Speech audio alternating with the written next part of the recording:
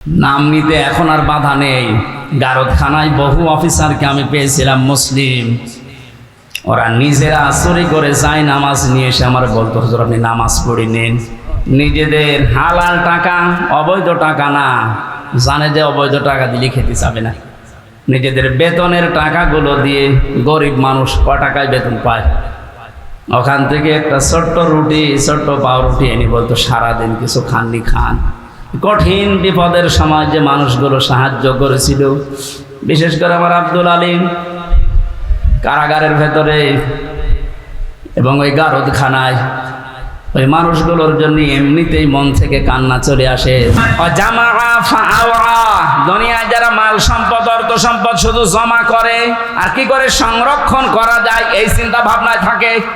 এই 15.5 বছরে যারা টাকা পয়সা জমিয়েছে, আপনি দেখেন তাদের দিকে, কোনদিন ঘোর অক্ষরও ভেবেছিল যে এভাবে আমার হঠাৎ করে হারিয়ে যাবে? ভাবে না।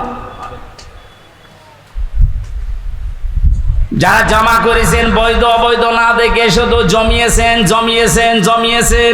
আর কি করে সংরক্ষণ করা যায়, এটা স্থায়ী করা যায় সেই চিন্তা ভাবনা করে শুধু স্থায়ী করার চিন্তা। দেশে জায়গা নেই, বেগম পাড়া বানিয়েছে, সুইস ব্যাংকে রেখেছে টাকা, অনেকের কত টাকা সে নিজেও জানে না। এখন কিছু কিছু মানুষ ধরা পড়েছে, দেখছেন না, বালিশের ভেতরে টাকা, ফ্রিজে টাকা। একটা মানুষের চলতে কত টাকা লাগে বলেন তো? এই যে দরবেশ, কি হবে তারা টাকা দিয়ে বলেন? এখন তো ঠিপি পচা ডিম খাচ্ছে।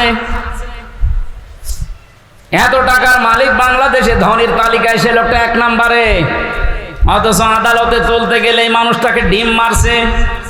কত বড় রাগ হলে আদালতে তোলার সময় মানুষ লাথি মারে বলেন?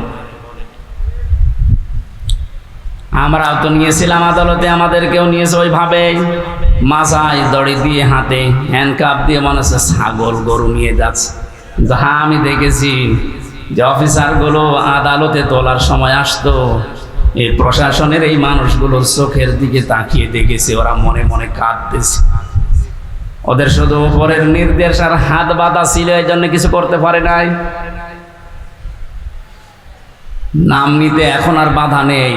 গারদখানায় বহু অফিসারকে আমি পেয়েছিলাম মুসলিম, ওরা নিজেরা চুরি করে যায় নামাজ নিয়ে এসে আমার বলতো, হুজুর আপনি নামাজ পড়ে নিন।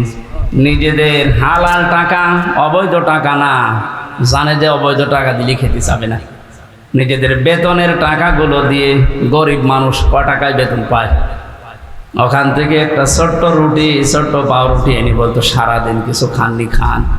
কঠিন বিপদের সময় যে মানুষগুলো সাহায্য করেছিল, বিশেষ করে আমার আব্দুল আলিম কারাগারের ভেতরে এবং ওই গারদখানায়, ওই মানুষগুলোর জন্য এমনিতেই মন থেকে কান্না চলে আসে। দোয়া করি, আল্লাহ তুমি তাদেরকে সর্বোচ্চ জায়গায় পৌঁছিয়ে দাও, তাদের জীবনের অভাবগুলো দূর করে দাও।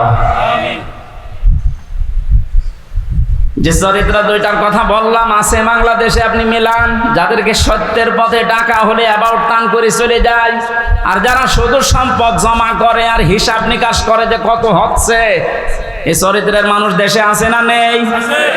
এখানে বলেন, এই মানুষগুলোই আমরা দাঁড়াবো আল্লাহর সামনে। আমি তো বললাম আমার 16 দিনের হিসাব এখনো ঠিক হয়নি, আর আপনার 16 বছরের হিসাব কি করে ঠিক করে রেখেছেন? এইটার হিসাব আসলে মানুষের জীবন পাল্টানো সহজ।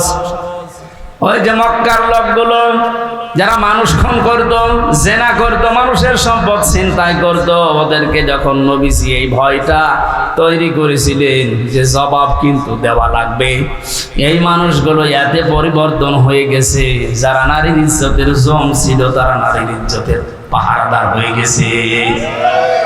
আমরা এই দেশে এইটাই করতে চাই, কিন্তু এটা করার জন্য যেটা লাগবে তার নাম কোরআন। এটা বাদ দিয়ে মানুষের চরিত্র সংশোধন করা সম্ভব না, এইটাই আমরা চাচ্ছি। মানুষগুলো যারা চিন্তা করে রাহাজানি পায়চানি করে, যারা জেনা করে, মদ খায়, এই মানুষগুলোর ভেতরে জবাব দেওয়া লাগবে। এই টেন্ডেন্সি যদি আমরা এই সমস্ত অনুষ্ঠানগুলো করে করে ঢুকিয়ে দিতে পারি, যারা চিন্তাই করছে তারাই সম্পদের পাহারাদার হবে ইনশাআল্লাহ। নবীদের যুগে যারা হয়েছিলেন তারাও তো মানুষ না ফেরেশতা? তারা যদি হতে পারে এই কোরআনের দ্বারা, আমরা পারবো না ইনশাআল্লাহ?